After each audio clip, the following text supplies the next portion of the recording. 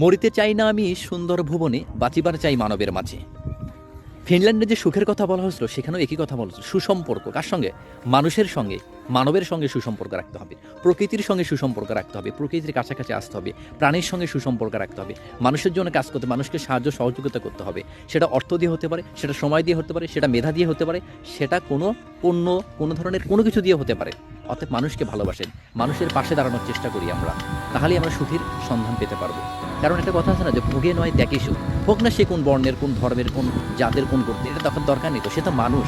অতএব মানুষকে ভালোবাসার জন্য মানুষকে সাহায্য করাটাই সবচেয়ে গুরুত্বপূর্ণ ব্যাপার, তার পাশে থাকাটা দরকার। তাহলে ডিপ্রেশন, যে হতাশা বা দুশ্চিন্তা, যে বিষণ্ণতা, এগুলো আমাদের কাছ থেকে দূর হয়ে যাবেন, আমরাও ভালোভাবে জীবনটাকে উপভোগ করতে পারবো।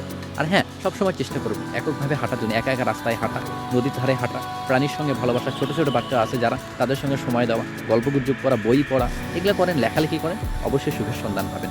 সুখটা আসলে এইভাবে অনুভব করতে হয়।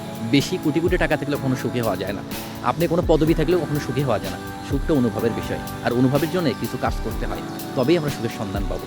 অতএব আমরাও সুখের সন্ধান করি এবং সুখের জন্য কাজ করি, তাহলেই সুখের সন্ধান, সুখ আমাদের কাছে চলে আসবে, আমাদের সুখের কাছে যাইতে হবে না। একটা কথা আছে না, যে money can not bring happiness in your life, অর্থাৎ টাকা জীবনে সুখ আনতে পারে না। আসলেই সত্য, টাকা কখনো সুখ আনতে পারে না। সুখে হওয়ার জন্য টাকার বেশি প্রয়োজন নেই, সামান্য প্রয়োজন, যতটুকু হলে আপনি নিজেকে সুখে রাখতে পারবেন ততটুকু।